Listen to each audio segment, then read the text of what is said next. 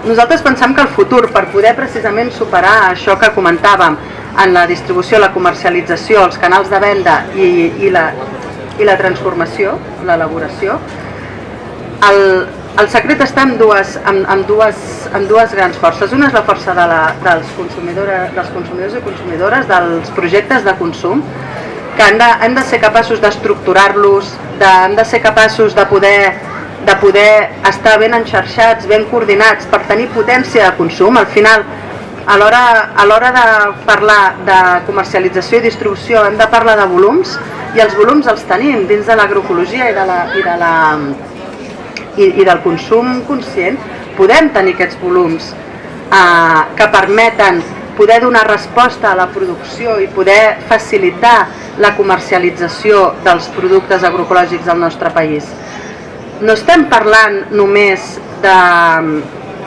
Quan diem això no oblidem que el que volem és que tot allò que s'està produint o que podem facilitar que es produeixi, perquè podem generar la necessitat de producció. Què vull dir amb això?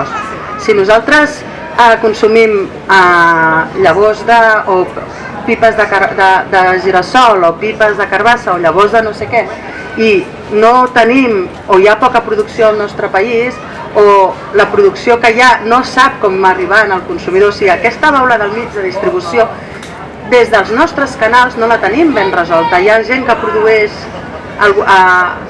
produeix alimentació feta de manera sostenible, que no té capacitat per fer-la arribar. I què passa? Acaben els canals tradicionals, acaben els canals convencionals, i arriba la cadena X de supermercats o el distribuïdor X i diu et pago tant per la teva producció i oblida't de tot, i ja està. I això és el que no hem sigut capaces de nosaltres estructurar, o el que estem intentant estructurar. Això passa per consum organitzat no només a nivell individual, sinó aquelles entitats de consum organitzat que puguin ser massa de consum, que puguin inclús tenir veu en consells reguladors, que puguin tenir veu com a consumidors en aquells organismes on es regula el consum,